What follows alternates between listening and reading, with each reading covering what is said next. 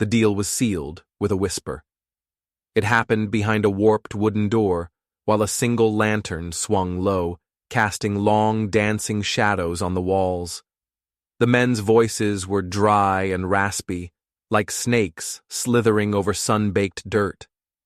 17-year-old Eliza Cartwright couldn't hear the words, but she didn't need to. She knew. She had seen it in her uncle's eyes. Ever since her father's lungs gave out and he was lowered into the cold California ground, that look had been there. He didn't see a niece, his own blood. He saw a sack of flour he had to carry on his back. A burden. Gold fever was a sickness, and it had hollowed him out, leaving nothing but greed and desperation behind. He had no use for a girl with thoughts as sharp as a skinning knife and hands that had never known a callus. Not when men with faces like cracked leather came through the mining camps, flashing coins and sloshing whiskey, looking to trade for things that couldn't be dug from the stubborn hills. "We're going west," he'd said, right after the funeral. Eliza had begged him not to. She wanted to go back east, to the world she knew.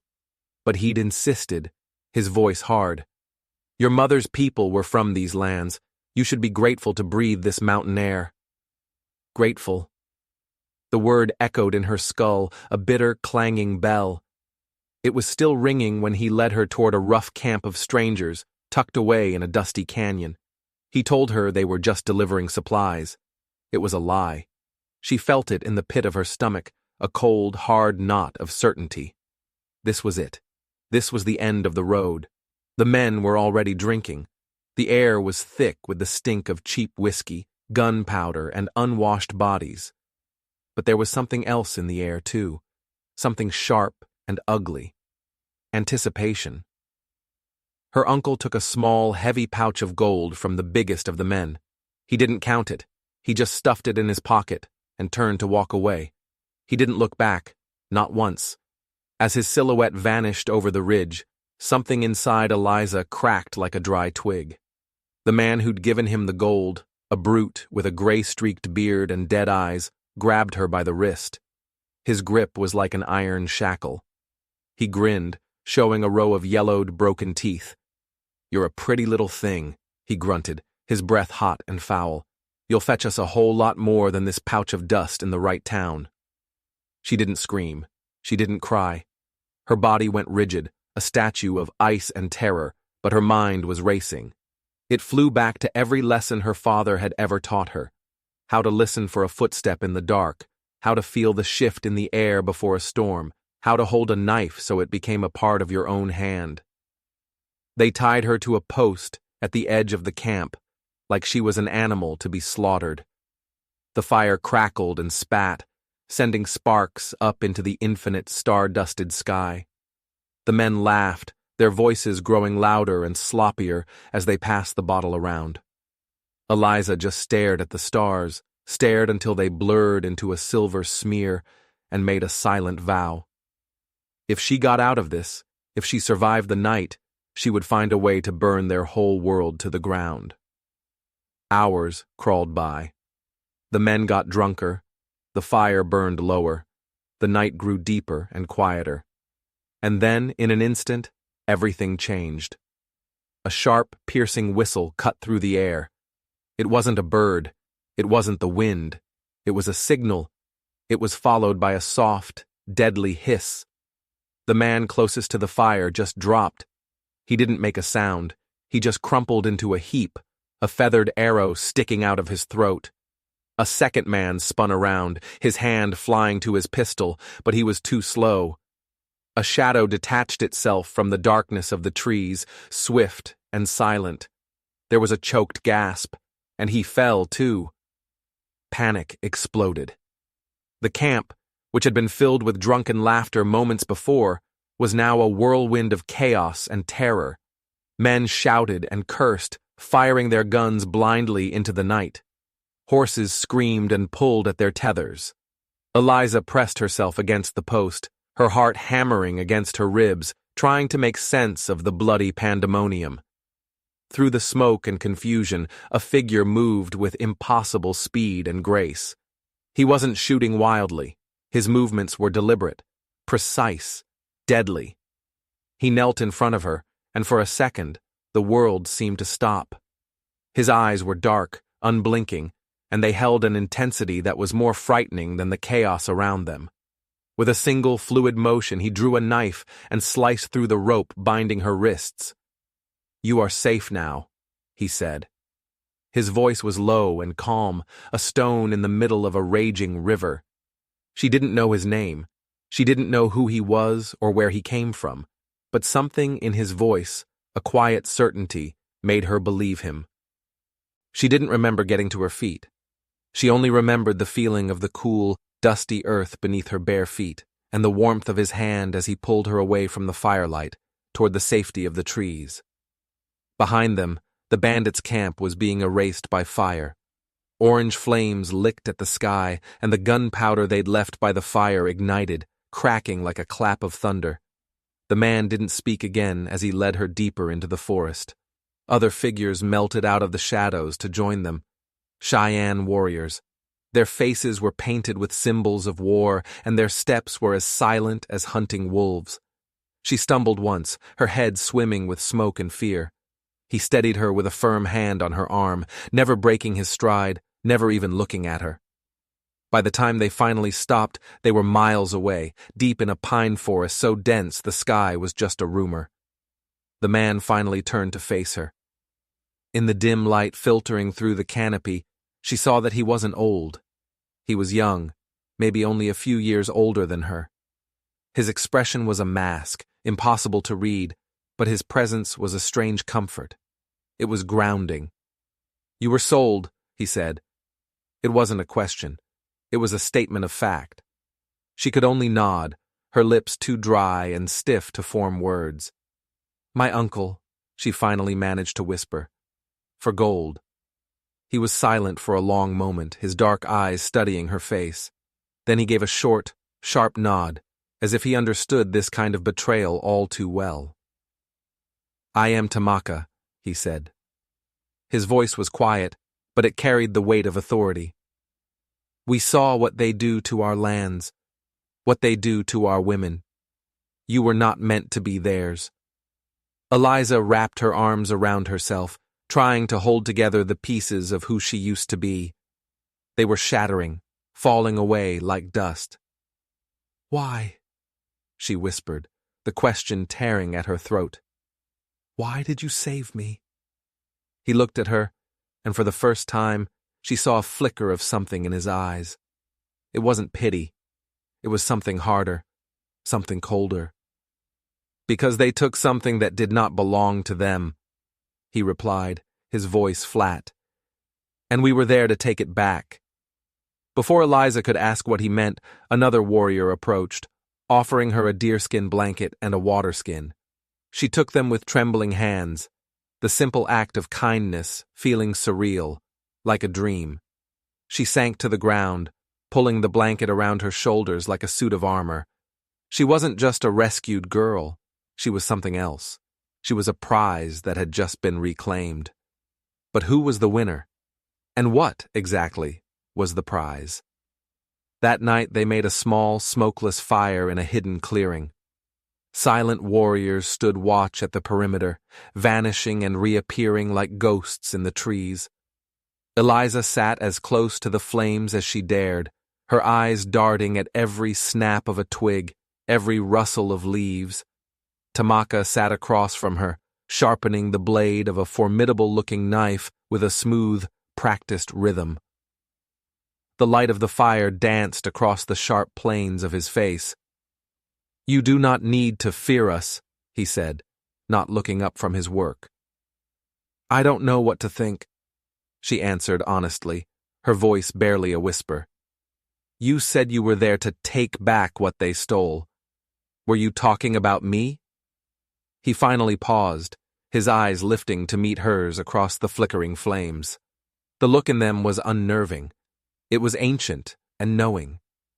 "The men who bought you were not simple bandits. They work for a man who collects rare things. We have been hunting them for 2 full moons." A cold dread, colder than the night air, seeped into Eliza's bones. A man? What man? What does he want with me? Tamaka went back to sharpening his knife. The rhythmic scrape of stone on steel was the only sound for a long moment. He believes you carry something of great value, something your father left you. Eliza's mind reeled. Her father? Her father had been a good man, a kind man, but he had died with nothing but the worn clothes on his back. He had no gold, no jewels, no secrets. My father had nothing, she said, her voice shaking. We were poor. He was a thinker, a map maker, not a rich man. Maps can be more valuable than gold, Tamaka said cryptically. He sheathed his knife and stood up. Get some rest. The journey ahead is long. You will need your strength. He turned and walked away, melting back into the shadows as if he were made of them. Eliza stared into the fire, her mind a maelstrom of confusion and fear. She had thought she was just a victim of her uncle's greed, a piece of property sold for a handful of coins. But it was worse than that. So much worse. She wasn't just property, she was a key, and some very dangerous people thought she could unlock a door. She pulled the blanket tighter, but it offered no warmth against the chill that was spreading from the inside out.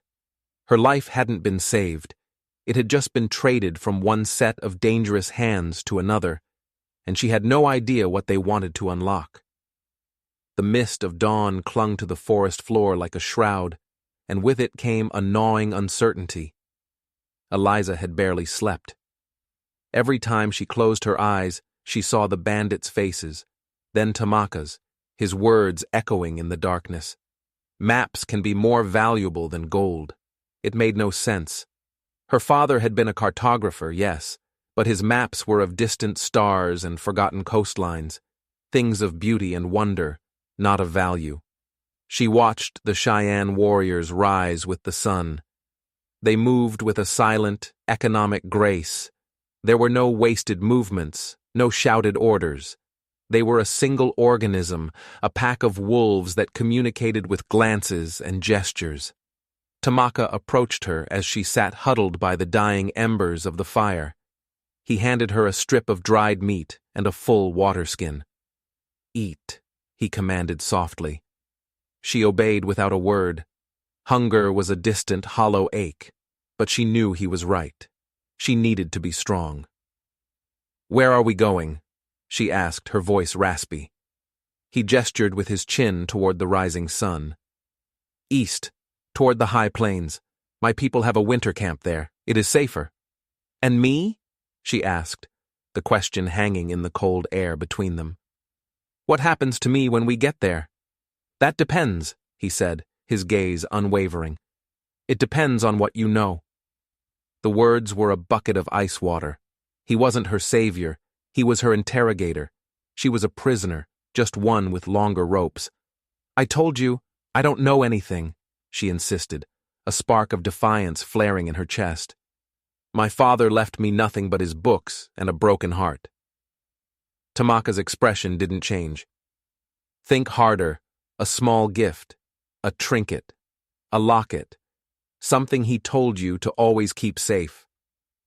Her mind frantically searched through memories, sifting through the last few painful years. There was nothing, just the slow, sad decline of her father's health. Then a memory surfaced, faint, like a ghost. Her 10th birthday. Her father, his face still full of life, had given her a small leather-bound book. It was tiny, no bigger than her palm, filled with blank pages. A place for your own maps, he'd said, smiling, for the worlds you discover inside yourself. She still had it. It was tucked away in a hidden pocket inside her dress, a sentimental treasure she'd never been able to part with. She'd completely forgotten it was there. Her hand instinctively moved to her side, a small, involuntary gesture. But Tamaka saw it. His eyes, sharp as a hawk's, followed the movement. A flicker of understanding crossed his face. He didn't say a word. He didn't have to. He knew. Suddenly, the ground beneath her felt like it was falling away. That little book of blank pages wasn't a gift. It was a container. And her father, the gentle scholar, had hidden something inside it, something men were willing to kill for, and now these silent warriors knew she had it. The chilling realization hit her. They hadn't saved her from the bandits. They had intercepted her. They traveled for 2 days, moving through the rugged landscape with a speed that left Eliza breathless and aching. She rode on the back of a horse, her arms wrapped tightly around the waist of a warrior who never spoke a word to her. They communicated in the Cheyenne language, their voices a low, guttural murmur that she couldn't understand, but the tones were clear: urgency, caution, determination. During their brief rests, Tamaka would watch her. He didn't threaten her, didn't question her further. He just watched, his dark eyes filled with a heavy, waiting silence. It was more unnerving than any threat could have been. She was a puzzle he was trying to solve, and she felt his mind working, turning her over and over, looking for the weak spot, the place where she would break. On the 3rd day, they stopped at the ruins of a burned-out settlement. It wasn't a settler's town. The charred skeletons of lodges rose up like blackened ribs from the earth. Shattered pottery and scorched beadwork crunched under their feet. The air was thick with the ghosts of screams. Tamaka dismounted and walked through the ashes, his face a mask of cold fury. Eliza followed, her heart aching for the unknown people who had called this place home. "This was our village," he said, his voice a low growl. "2 winters ago. The man you were sold to, his men did this. They were looking for something. They burned it to the ground when they could not find it." He turned to her, his eyes boring into hers. They were looking for a map drawn by a man they called the Stargazer. Your father. Eliza felt the world tilt on its axis. "No," she breathed. "My father, he was a good man." "He was," Tamaka agreed, his voice softening almost imperceptibly. "He was our friend. He came to us, seeking knowledge of the stars, and we shared our stories with him. In return, he shared his. He knew our sacred places, our hidden valleys, the secret veins of silver in our mountains. He swore he would never betray that trust." He knelt and picked up a child's broken doll from the ash. "But the man who hunts you, Silas Croft, found out about your father. He tried to force the map from him. Your father refused. So Croft took his life, slowly, with a sickness the white doctors could not name, but our shamans know well, a poison of the spirit." Tears welled in Eliza's eyes. Her father hadn't died of lung fever. He had been murdered. And her uncle, her greedy, weak uncle, had he known? Had he sold her to her own father's killer? "Croft believes your father passed the map to you before he died," Tamaka continued, his voice relentless. "He hired those men to find you, to take you, to torture the location from you. And your uncle, he led them right to you." The final piece of the puzzle clicked into place, and it was devastating. She wasn't a key. She was a living treasure map, and the little book of blank pages tucked into her dress wasn't empty at all. It was the prize. "Why tell me this now?" she asked, her voice choked with grief and rage. "Because you must make a choice," Tamaka said, rising to his full height. He stood over her, a figure of righteous vengeance. "You can give us the book, and we will protect you as one of our own. Or you can refuse, and we will leave you on the next wagon trail. But know this, Croft will not stop hunting you. He will find you wherever you go. Without us, you will die. And the secrets of my people will die with you." The choice wasn't a choice at all. It was an ultimatum. She was trapped between a monster she'd never met and a protector who demanded the one thing her father had died to keep secret. She was standing in the ashes of his people, a symbol of a trust that had been broken, and now she was being asked to mend it with her only inheritance. Her hand went to the hidden pocket, to the small leather-bound book. It suddenly felt like it weighed 1,000 pounds. She looked from the burned village to Tamaka's unforgiving face, and she knew she was utterly, hopelessly alone. The silence stretched, thick and heavy with the ghosts of the dead. Eliza's mind was a storm, her father's kind face warring with the image of this devastated village. Betrayal coiled in her gut. Betrayal by her uncle, by Silas Croft, by a world that could murder a good man for a secret drawn on paper. She looked at Tamaka, at the cold, hard certainty in his eyes. He wasn't asking. He was demanding. Slowly, her hand trembling, she reached into the hidden seam of her dress. Her fingers closed around the small, familiar shape of the leather-bound book. It felt warm from her body, a last piece of her old life, her last connection to her father. She pulled it out. The book was plain, its cover worn smooth with time. There was nothing remarkable about it. She held it in her palm, staring at it. This little object was the reason her father was dead, the reason she was here. She looked up at Tamaka, her eyes locking with his. "If I give this to you," she said, her voice stronger than she expected, "what happens then? Do you just take it and ride away?" "We take it," he confirmed, "and we take you. We made a promise to the Stargazer. We would protect his bloodline. We failed him once. We will not fail him again." His words sent another shockwave through her. They weren't just protecting the map. They were protecting her. It wasn't an act of convenience. It was a vow, a debt. But could she trust him? Could she trust anyone? With a deep breath that felt like it was tearing her apart, she held the book out to him. "My father trusted you," she said softly. "I hope he was right." Tamaka took the book from her. His fingers brushed against hers, and for a fleeting moment, his expression softened. The hard mask of the warrior slipped, and she saw a glimpse of the man beneath, a man carrying the weight of his people's survival on his shoulders. He didn't open the book. He tucked it carefully into a leather pouch at his belt. "You have honored his memory," he said. It was the highest praise he could offer. And in that moment, a fragile, tentative thread of trust began to form between them. The journey to the highlands felt different after that. The tension didn't vanish, but it changed. She was no longer a package to be delivered. She was a passenger under escort.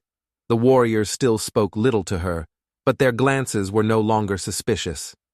There was a quiet acceptance, a shared purpose. As dusk fell on the fourth day, they arrived. The forest opened up onto a vast, wind-swept plain, cradled by jagged mountains. Below them, nestled in a valley, was the Cheyenne winter camp. Dozens of teepees stood like pale sentinels against the darkening sky, smoke from their evening fires curling upwards in thin, gray strands. The camp was alive with a quiet, rhythmic energy. As Tamaka's war party descended the trail, children ran out to greet them, their laughter echoing in the crisp air. Women emerged from the lodges, their faces anxious until they saw their men were safe. They moved with a grace and dignity that Eliza had never seen before.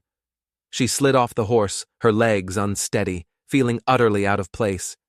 She was a stranger here, a white girl in a sea of faces that reflected the land itself. She was the ghost at their feast, a reminder of the violent world that lay just beyond their sacred mountains. An old woman, her face a beautiful map of wrinkles and her long hair the color of snow, approached them. She ignored the other warriors and walked directly to Tamaka, her eyes sharp and intelligent. She looked from him to Eliza, her gaze lingering on the pale girl with storm-filled eyes. "You found her," the old woman said in a voice like rustling leaves. Her English was clear, accented but precise. "She is the one wise grandmother," Tamaka replied, his tone filled with a deep reverence. "The stargazer's daughter." The wise grandmother's eyes bore into Eliza, and for a terrifying second, Eliza felt as though the old woman could see every secret, every fear, every crack in her soul. Then, the woman's expression softened into something that looked like sorrowful understanding. "She carries a heavy burden," the woman said. She then turned her sharp gaze back to Tamaka. But the book is not the only thing Croft is hunting, is it, my son? You did not tell her the whole truth. Tamaka's jaw tightened. He glanced at Eliza, a flicker of something, guilt, regret, in his eyes. What truth? Eliza demanded, her voice rising. What aren't you telling me? The wise grandmother placed a surprisingly strong hand on Eliza's arm. Her touch was warm, grounding. The map your father drew is not on the pages of that book, she said, her voice soft but firm. The pages are a key. The map is in your blood. The world spun. Eliza stared from the old woman to Tamaka, her mind refusing to comprehend the words. What are you talking about? That's impossible. Your father was a clever man, the wise grandmother explained patiently. He knew a paper map could be stolen. He knew a book could be taken. So he found a way to hide it in the one place Croft could never look. He wove it into the stories he told you, the lullabies he sang. He encoded it into your memory. The book you carry only contains the legend, the key to unlocking what you already know. The horror of it dawned on her, vast and suffocating. Silas Croft didn't just want the book. He wanted her. He needed her alive. The torture she had imagined was not to get a location from her. It was to rip the memories from her mind. She looked at Tamaka, a new wave of fear and betrayal washing over her. You knew this, she whispered. You knew this the whole time. I knew we had to get you away from him, Tamaka said, his voice low and strained. The rest could wait. But it couldn't wait. The truth was here, stark and terrible in the firelight of the Cheyenne camp. She wasn't a treasure map. She was the treasure. And she had just delivered herself into the hands of the only other people on earth who knew how to read her. The revelation settled over the camp like a winter frost. Eliza felt 100 pairs of eyes on her, not with hostility, but with a new, terrifying weight of expectation. She was no longer just the stargazer's daughter. She was their last hope, a living library of their most sacred secrets. The pressure was immense, a physical weight that made it hard to breathe. She backed away from the fire, away from the wise grandmother's pitying eyes and Tamaka's guarded face. She needed space. She needed air. She stumbled toward the edge of the camp, her mind a whirlwind. Her memories, her childhood, the stories her father told her about constellations and ancient kings. Were they all lies? Were they just a code? Tamaka followed her. He stopped a few feet away, giving her the illusion of space. This changes nothing, he said. Our promise remains. We will protect you. Protect me? She shot back, whirling to face him, her voice dripping with bitter irony. Or protect the map inside my head? What happens if I can't remember? What happens if your father's key doesn't work? Am I still one of you then? Or am I just a broken lock, useless and discarded? The accusation hung in the air between them. For the first time, she saw a crack in his stoic facade. She saw anger, frustration, and something else. A deep, profound weariness. You think this is what we wanted? He said, his voice a low, dangerous rumble. To place the fate of our people in the hands of a white girl who does not know our ways? A girl whose own uncle sold her to our greatest enemy? We are doing what we must to survive. The same as you. His words were harsh, but they were true. They were all trapped. Trapped by her father's legacy, by Silas Croft's greed, by a history of broken promises and stolen land. She wasn't his enemy.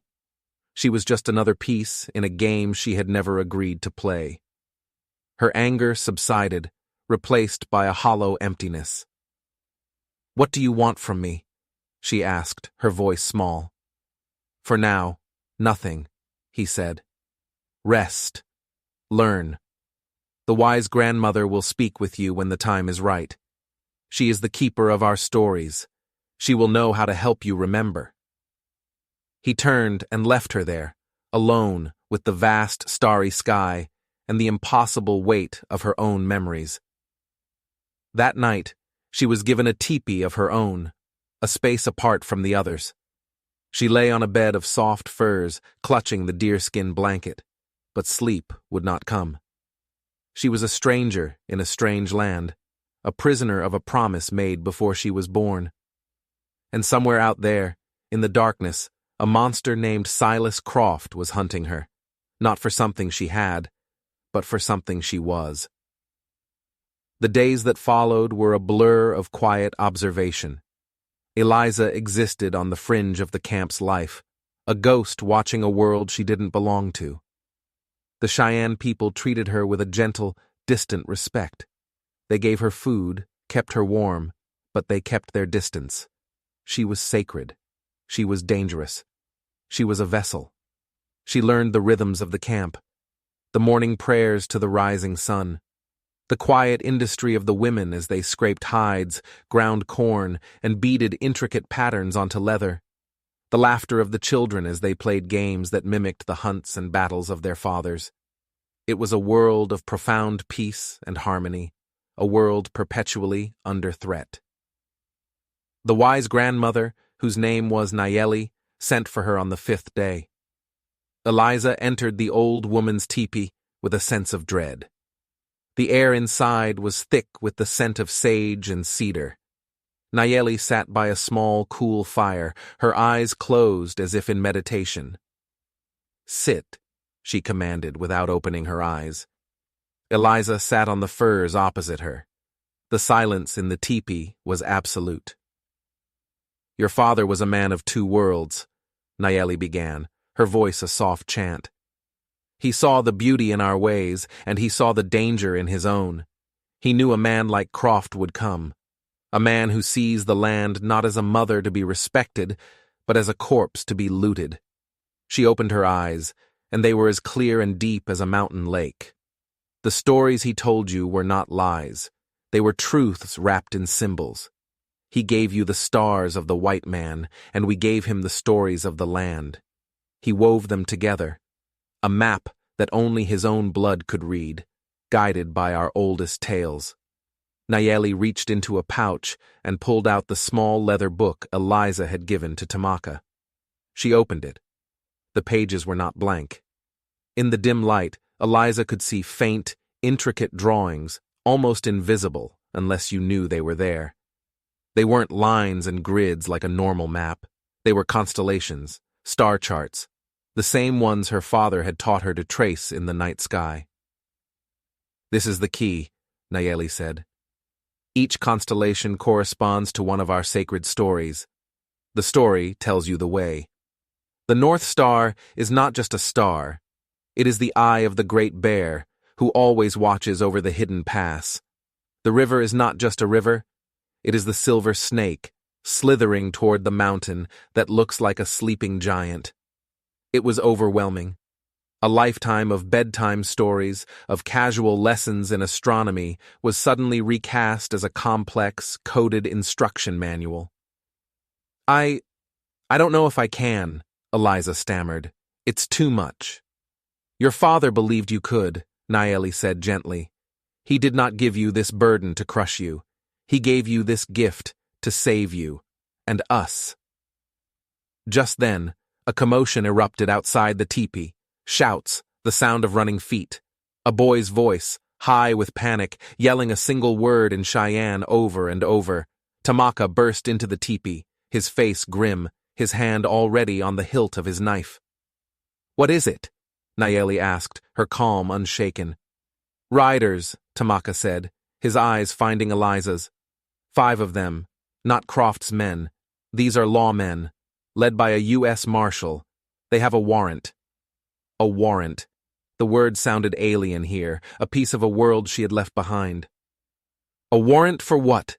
Eliza asked, her heart beginning to pound. Tamaka's gaze was hard as flint. "For the arrest of Eliza Cartwright, on the charge of murder." The charge was absurd. Murder? Who was she supposed to have murdered? The world swam before Eliza's eyes.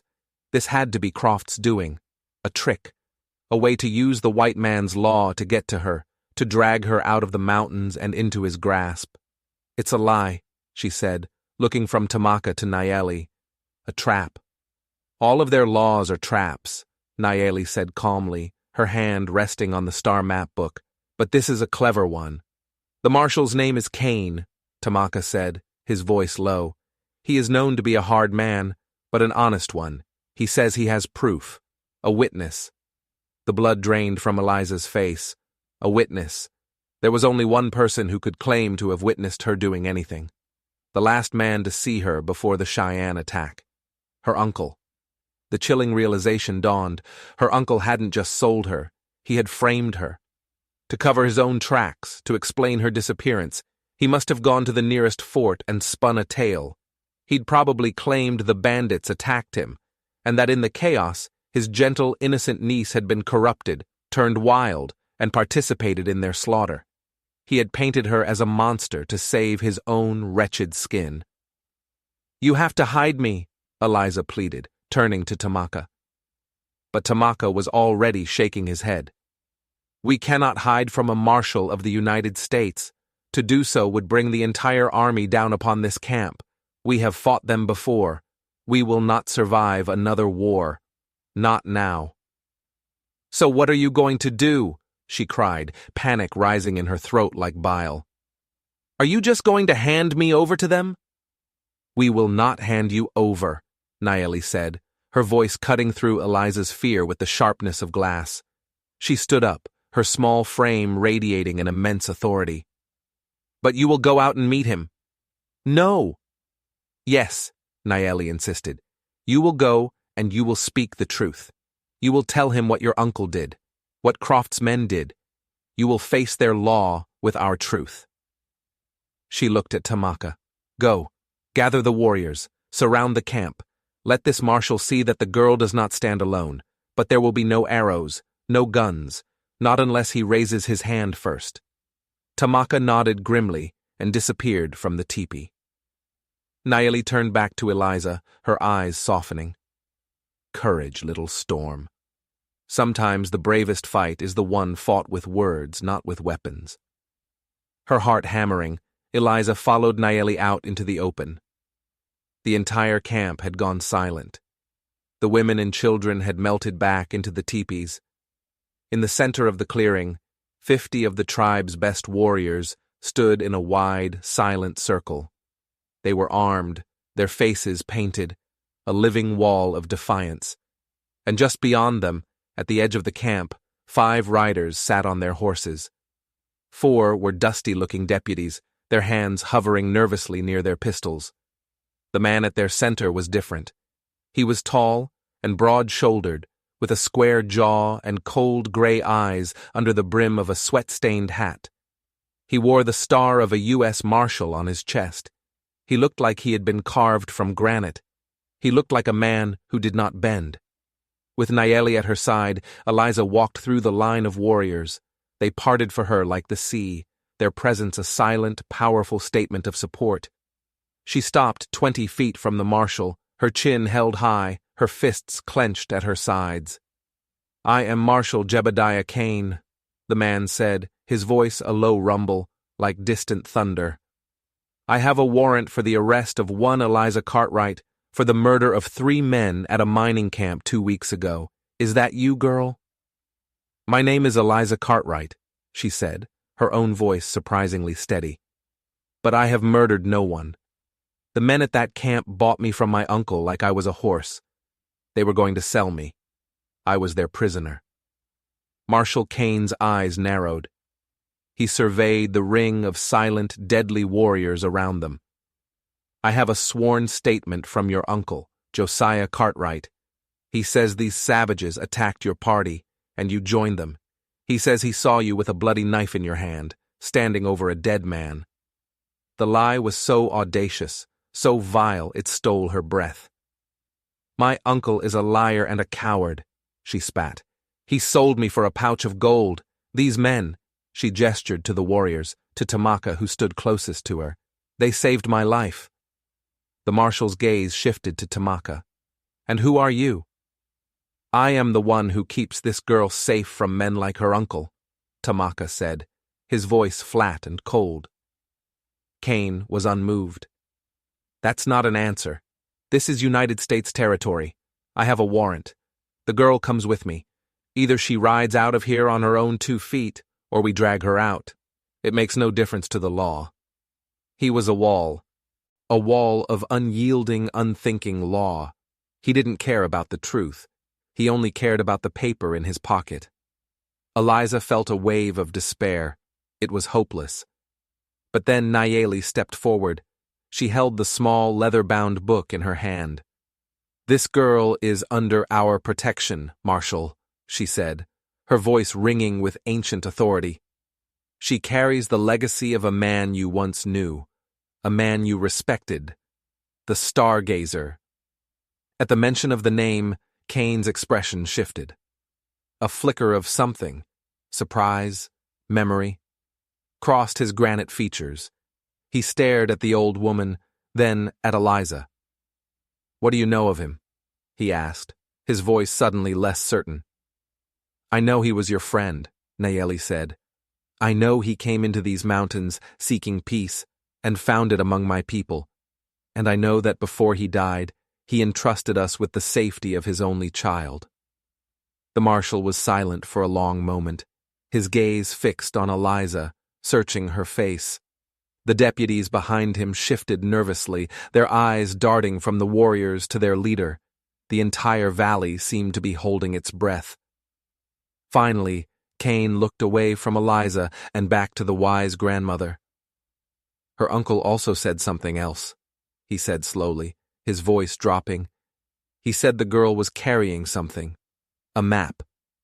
A map to a place called the Silver Vein of the Sleeping Giant. He said it's worth a fortune, and that these Indians would kill to keep it secret." He paused, letting the words hang in the air. His cold gray eyes locked onto Eliza's once more, and this time there was a new light in them. It wasn't the light of the law, it was the unmistakable glint of greed. The mask had slipped. Marshal Kane wasn't here for justice. He wasn't here for a murder warrant. The warrant was a tool, a key to open a door. He was here for the map. Her uncle hadn't just framed her. He'd put a bounty on her head, painting a target on her back for any man greedy enough to come looking. And this marshal, this supposed man of honor, was just another prospector with a badge. Eliza's fear turned instantly to ice-cold fury.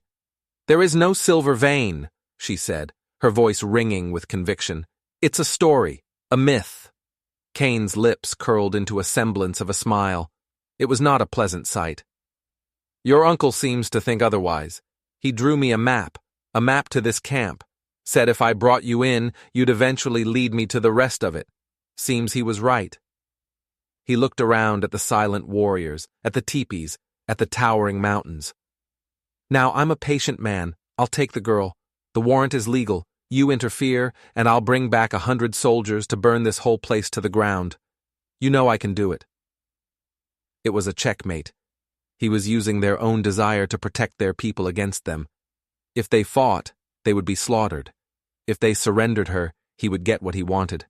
Croft would get what he wanted.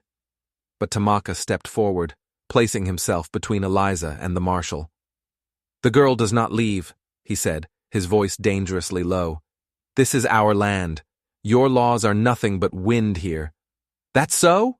Kane sneered, his hand dropping to the butt of his pistol. "I've got 5 guns here. How many you got?" Before Tamaka could answer, Eliza did something that surprised everyone, including herself. She took a step forward, her eyes locked on Kane's. "You want a map?" she said, her voice clear and steady. "Fine, I'll give you a map." Tamaka and Nayeli both looked at her in shock. "Eliza, no," Tamaka warned. She ignored him. "You're right, Marshal. My father left me a map. But it's not for a vein of silver. It's for something much more valuable." She let the words hang there, baiting the hook. Kane's eyes narrowed with suspicion, but the greed was still there, swimming just beneath the surface. "What's more valuable than silver?" "Gold," she said simply. "A whole cave of it. An ancient Spanish mine forgotten for centuries, enough to make you richer than the president." It was a complete fabrication, a story woven from thin air and desperation. But she delivered it with the conviction of a true believer. She saw the flicker in Cain's eyes. He was hooked. "And you'll just lead me to it?" he asked, skeptical. "No," Eliza said. "I won't. But I'll trade you. The map for my life. You tear up that warrant. You ride away from here, and you swear you never saw me. You never heard of this place. You report back that Eliza Cartwright died in the wilderness. In exchange, I'll draw you the map, the real map." Cain stared at her, his mind clearly working, weighing the possibilities. A cave of gold versus a complicated retrieval for a shadowy railroad baron. His own fortune versus a paycheck from Croft. For a man like Cain, it wasn't a difficult choice. "How do I know you're not lying?" he asked. "You don't," she said with a shrug. "But what have you got to lose? You can always come back with your 100 soldiers if my map turns up empty. But if it's real, you'll be too rich to care." She looked him dead in the eye. "But you only get it if you give me the warrant. Now." The marshal sat on his horse, the silence of the valley pressing in on him. He looked at the ring of warriors, at Tamaka's unyielding face, and then at the slip of a girl offering him a king's ransom. He was a greedy man, but he wasn't a stupid one. A fight here would be bloody, and his own survival wasn't guaranteed. A map, however, was a clean bargain. Finally, he reached into his saddlebag, pulled out a folded piece of paper, and held it up. The warrant. "All right, girl," he grunted. "You've got a deal." With a dramatic flourish, he tore the warrant into pieces and let them flutter to the ground like dead leaves. A collective sigh of relief seemed to pass through the Cheyenne, though none of them moved. Nayeli looked at Eliza with a newfound respect. But Tamaka's expression was dark, troubled. He knew she was playing a dangerous game. "Now, the map," Cain demanded, his voice impatient. "Of course," Eliza said sweetly. She turned to Nayeli. "May I have some charcoal and a piece of hide?" Nayeli nodded, and a warrior quickly brought the items. Eliza knelt on the ground, spreading the smooth hide across her knees. She took the piece of charcoal, her mind racing. She had to make this believable. She had to draw a map that was plausible enough to send Cain on a wild goose chase so far away he'd never think of coming back. She remembered the stories her father told, not the secret, coded ones, but the real ones, about the unforgiving landscapes to the south, the Devil's Backbone, the Canyon of Whispering Winds, the sunken mesa. She began to draw, her hand moving with a confidence she did not feel. She drew mountains and canyons, marking a winding, treacherous path. She marked false trails and dead ends. And at the very end of the path, in a valley that was nearly impossible to reach, she drew a small X. "It's here," she said, looking up at Cain. "The entrance is hidden behind a waterfall that only runs in the spring. It'll be dry now. You'll have to look for the stained rocks." She folded the hide and held it out to him. One of his deputies dismounted and took it from her, his eyes wide with a mixture of fear and excitement. He handed it up to Cain. The marshal unrolled it, his greedy eyes tracing the lines she had drawn. It was convincing. It looked real. "If this is a trick, girl," he began, his voice a low threat. "It's no trick," Eliza said calmly. "But it's a dangerous journey. Many men have looked for it and vanished. Be careful, Marshal." He grunted, rolling up the hide and stuffing it into his saddlebag. He looked one last time at the camp, at the silent warriors who still hadn't lowered their weapons. He had what he came for, or at least, he thought he did. "Let's ride," he barked at his men. Without another word, the 5 lawmen turned their horses and rode away, their dust trail rising against the afternoon sun. They did not look back. The moment they were out of sight, the tension in the camp shattered. The warriors let out a collective whoop of victory. People began to emerge from the teepees, laughing and chattering. They surrounded Eliza, patting her on the back, their faces filled with awe and gratitude. She had faced down the white man's law and won, not with a weapon, but with her wits. But Tamaka was not celebrating. He walked over to her, his face a thundercloud. "That was a foolish gamble," he said, his voice tight with anger. "You have made an enemy of a U.S. Marshal. When he finds nothing but rock and sand, he will come back, and he will not come back for a warrant." "He won't come back," Eliza said, her confidence surprising even herself. "The path I sent him on will take him through the territory of the Apache. They do not take kindly to intruders. He and his men will be lucky to escape with their lives. By the time he figures out the map is fake, he will be 100 miles away with bigger problems than a non-existent gold mine." Tamaka stared at her, his anger slowly being replaced by a grudging admiration. She had not just lied, she had laid a strategic trap. She had used her knowledge, her enemy's greed, and the landscape itself as weapons. Nayeli came and stood beside them, a proud smile on her face. "The stargazer's daughter is wise," she said, placing a hand on Eliza's shoulder.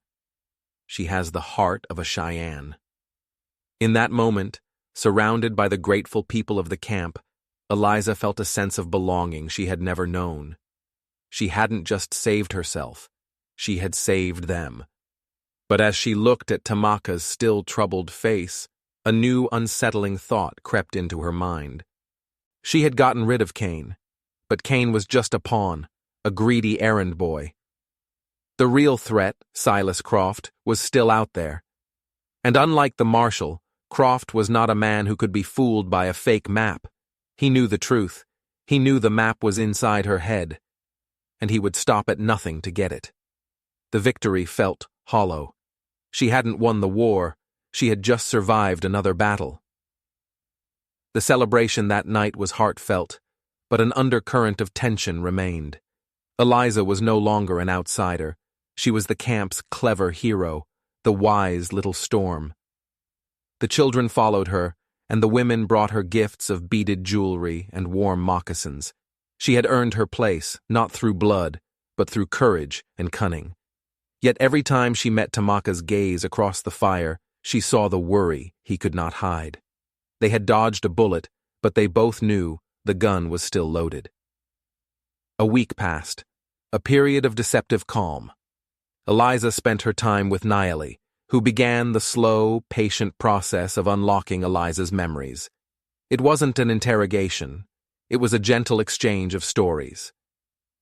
Nayeli would tell an old Cheyenne tale about the coyote who tricked the moon, and Eliza would suddenly remember a fragment of a song her father used to sing, a song about the same trickster. Slowly, painfully, the map began to reveal itself. It wasn't a single image in her mind, but a tapestry woven from dozens of seemingly unrelated memories. A lullaby about a sleeping giant was actually the path over a specific mountain range. A story about a silver snake was the route along a winding river. It was beautiful, ingenious, and terrifying. The more she remembered, the more valuable and vulnerable she became. One evening, as she and Tamaka sat watching the stars, he finally voiced the fear that haunted them both. "Croft will not send another lawman," he said quietly. "His patience will be gone. The next time, he will come himself, and he will bring an army." "I know," she whispered. "What do? We can't stay here forever. This camp is a target." "We must use the map," he said, turning to her, his eyes intense in the starlight. "We must go to the sacred places it reveals. My people have legends, stories of power hidden in those places. Power that might protect us. We have not been to them in generations. The way was lost until your father found it again." It was a desperate plan, a journey into myth itself, but it was the only plan they had. "When do we leave?" she asked. "At first light," he answered. But they never got the chance. The attack came before dawn. It wasn't a raid, it was an invasion. The sound began as a low rumble, a tremor in the earth that grew into the thunder of hundreds of hooves. A scout, posted on the ridge, screamed a warning before he was silenced by a volley of rifle fire. The camp exploded into chaos, but this time it was different. There were no shouts, no warning shots, just the disciplined, overwhelming force of a private army. Men in dark uniforms, not blue coats, swarmed over the ridge, their rifles firing with deadly accuracy. These were not bandits or deputies. They were professional soldiers, Croft's soldiers, and at their head, on a massive black horse, was a man in a long, dark coat. Even from a distance, Eliza could feel the malevolence radiating from him. He sat calmly on his horse, observing the slaughter like a god watching mortals squirm. Silas Croft. "Eliza!" Tamaka's voice cut through the noise. He was there, pulling her from her teepee, a rifle in one hand, a bow in the other. "To the caves! Now!" Warriors formed a desperate fighting retreat, trying to shield the women and children as they fled toward the back of the valley, where a series of hidden caves offered the only hope of shelter. Arrows flew and rifles cracked, but the Cheyenne were hopelessly outnumbered. For every one of Croft's men that fell, 3 more took his place. Eliza ran, her heart pounding with a terror she had never known. This was it, the end. Croft had found them. They were almost to the caves when a cannon roared. The sound was deafening. The earth erupted 50 feet away, sending dirt and rock flying. It was a field gun, dragged all the way into the mountains. Croft hadn't come to fight. He had come to annihilate. Another cannonball screamed overhead and slammed into the cliff face just above the cave entrance. The rock groaned, cracked, and then a massive section of the cliff gave way. An avalanche of stone and earth thundered down, completely sealing the entrance to the caves. Their only escape route was gone. The warriors faltered, their escape cut off. They were trapped in the open valley. Croft's men began to close in, forming a tightening circle of death. It was over. From his vantage point on the ridge, Silas Croft raised a hand, and the firing stopped. An eerie silence fell over the valley, broken only by the groans of the wounded. He urged his horse forward, picking his way through the carnage until he was only 100 feet from the remaining, huddled group of Cheyenne. Tamaka stood in front of them, an arrow nocked in his bow, his body a shield for Eliza and the others. Croft's face was pale and predatory, with thin lips and eyes as cold and dead as a winter sky. "A valiant effort," he said, his voice smooth and cultured, a horrifying contrast to the violence around them. But ultimately, pointless.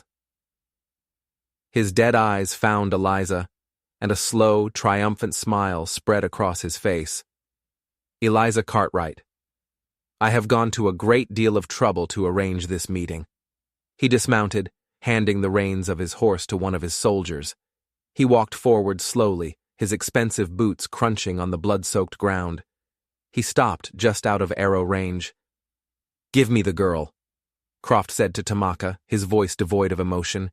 "Give her to me, and I will let the rest of you live. I only want her. Refuse, and my men will wipe every man, woman, and child from this valley. You have my word." It was an impossible choice, the lives of his people versus the one girl they had sworn to protect. Tamaka's hand trembled on his bowstring. He looked back at Eliza, his face a mask of agony. Eliza's mind was racing. This couldn't be the end. Her father hadn't died. These people hadn't fought, just for her to be handed over to this monster. There had to be another way. Her eyes darted around the valley, searching for any advantage, any hope, and then she saw it. It wasn't a weapon. It wasn't an escape route. It was a man. Standing slightly behind Silas Croft, almost hidden in the shadow of his commander, was Marshal Jebediah Kane. He wasn't wearing his star. He was dressed in the same dark uniform as Croft's other soldiers. He looked haggard, his face was scratched, and his arm was in a sling. But it was him, the man she had sent into Apache territory. He had survived, and he was working for Croft. He hadn't just been a greedy lawman. He'd been on Croft's payroll from the very beginning. The warrant, the pretense of the law, It was all a charade, a test, a way for Croft to see if the stories about the girl and the map were true before committing his full army. And she had passed the test perfectly. Her clever lie about the gold mine had been the final confirmation Croft needed. She had played right into his hands. But as she looked at Kane, she saw something in his eyes. He wasn't looking at Croft with loyalty. He was looking at him with pure, unadulterated hatred. He was a prisoner, just like her. Croft had likely sent him on that fool's errand, knowing it was a death trap, a way to get rid of a loose end. Kane had just been stubborn enough to survive it. An idea sparked in Eliza's mind. A wild, desperate, insane idea. It was a long shot, a whisper in a hurricane, but it was the only shot she had. She took a step forward, away from the protection of Tamaka. "You want me, Mr. Croft?" she called out, her voice ringing with a false bravado. "You can have me, but not for free." Croft raised an eyebrow, intrigued. "Oh? And what is your price, little girl?" "The map," she said. "I have it all. In my head. I'll guide you to the silver vein, but I'll only do it if you pay me. A share, 10% of everything." Tamaka stared at her as if she had lost her mind. "Eliza, what are you doing?" he hissed. Croft laughed, a dry, rattling sound. "You have spirit, I'll give you that, but you are in no position to bargain." "Am I not?" she challenged. "You can kill me right now, and the map dies with me, or you can make us both rich. Your choice." She was bluffing, playing for time, trying to drive a wedge into the hornet's nest. She looked directly at Kane. "Isn't that right, Marshal? A man should always get his fair share. You went looking for that gold mine I told you about. Did Mr. Croft promise you a piece of that too? Or did he just send you off to die?" Kane's face tightened, his eyes narrowing. He took a half step forward before catching himself. Croft shot him a venomous glare. The seed of doubt was planted. Croft turned his attention back to Eliza. "You are clever, too clever for your own good. Fine, you can have your 10%. We will draw up a contract." He was humoring her, playing along until he had what he wanted. "I want it now," Eliza insisted. "And I want a witness, a man of the law. I want Marshal Kane to witness the deal." It was the final piece of her desperate gambit. She was forcing Croft's hand, putting him and his disgruntled subordinate in the spotlight. For a moment, no one moved. The valley was a tinderbox, and Eliza had just thrown a lit match into the middle of it. Croft's smile vanished. His eyes turned to black chips of ice. He saw what she was doing. He had underestimated her. "There will be no deal," he said softly. He raised his hand to give the signal to his men. But it was too late. With a roar of pure rage, Jebediah Kane lunged forward. Not at Eliza, but at Silas Croft. He had been pushed too far, betrayed one too many times. His one good arm wrapped around Croft's neck, and his other hand, the one in the sling, pulled a hidden Derringer pistol from his boot. He pressed the tiny barrel against Croft's temple. "The deal's off, Silas," Kane snarled. "Everything you have is mine now. Tell your men to drop their guns or I'll blow your greedy brains all over this valley." Chaos erupted. Croft's men, their commander suddenly a hostage, hesitated. They looked at each other, unsure of their orders. And in that moment of hesitation, Tamaka acted. "Now!" he roared. It wasn't a retreat. It was a charge. The remaining Cheyenne warriors, who had been facing certain death just seconds before, surged forward with a desperate final fury. They crashed into the line of Croft's confused soldiers, and the valley floor became a maelstrom of brutal close-quarters combat. Eliza didn't wait. She grabbed a fallen soldier's rifle, checked its load, and ran, not away from the fight, but toward it. She wasn't the stargazer's daughter anymore. She wasn't a living map. She was a warrior. She fired, reloaded, and fired again, her movements sure and steady. The tide had turned. Croft's disciplined army, their leadership gone, was now just a panicked mob. Kane, wrestling with Croft, was a beacon of chaos at the center of the storm.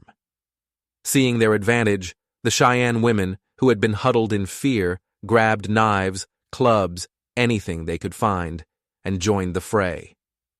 Eliza saw Tamaka fighting like a demon, his knife and tomahawk a blur of deadly motion. She fought her way toward him, covering him, protecting his flank. They moved together, a seamless unit of survival. In the center of it all, Kane finally shoved Croft to the ground. He stood over him, the tiny pistol aimed at his face. "It's over, Silas," he spat. But Croft was a cornered snake. With a snarl, he kicked Kane's legs out from under him. The Derringer went off with a pop, the shot going wide.